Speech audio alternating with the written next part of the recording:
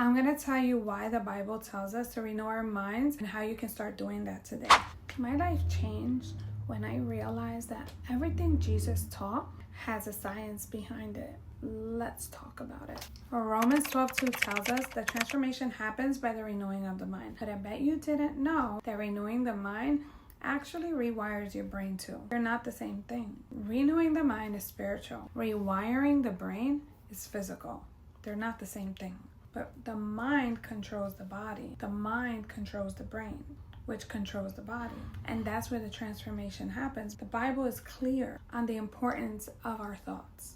And our thoughts are what commands the body, the brain, on how to feel and the action to take in direct alignment to what we're thinking. So if you think about it, if you've ever had a negative thought, how did that make you feel? And how did that feeling make you act?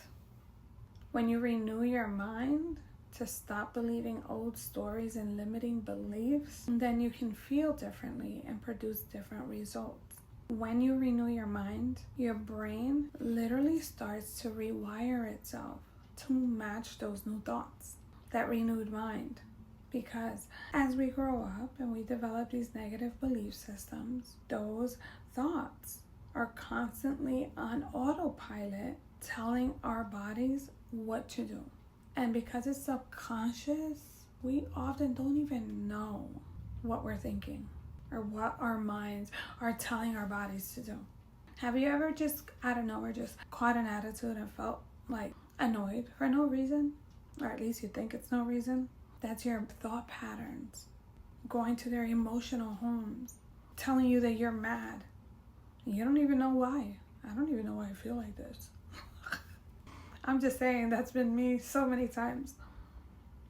That's because subconsciously we have habitually developed these thought patterns that come from our belief systems, right? I don't have enough time to do this. That costs too much money. I can never. That's not for me. That's too hard.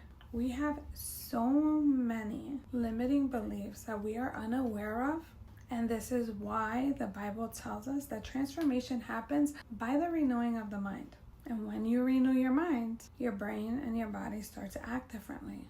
I used to think they were the same thing. And then I realized, wait a minute, renewing the mind, it's a spiritual command. But it's because where the transformation happens is that our minds are what controls our bodies. And this is where the transformation happens, because when you start to think differently, you tell your body what to do differently. So if right now, if your mind is caught up in negative thought patterns, this is going to send negative commands, negative instructions to your brain that will keep you in limitation.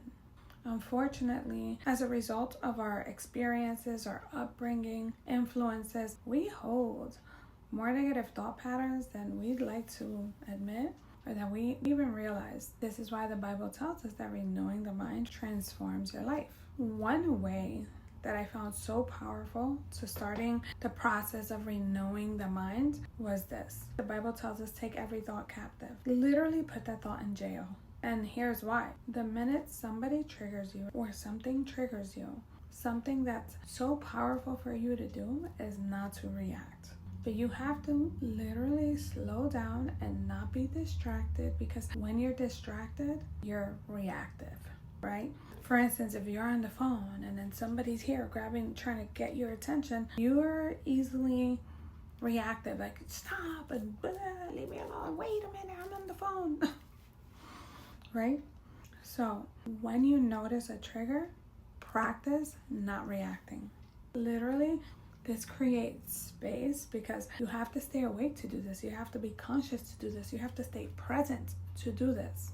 Because when you're reacting, when you're reactive, what you're doing is essentially acting from a former version of yourself, a past version of yourself, because you're not even thinking about your reaction. You're just doing it. It's literally a learned behavior.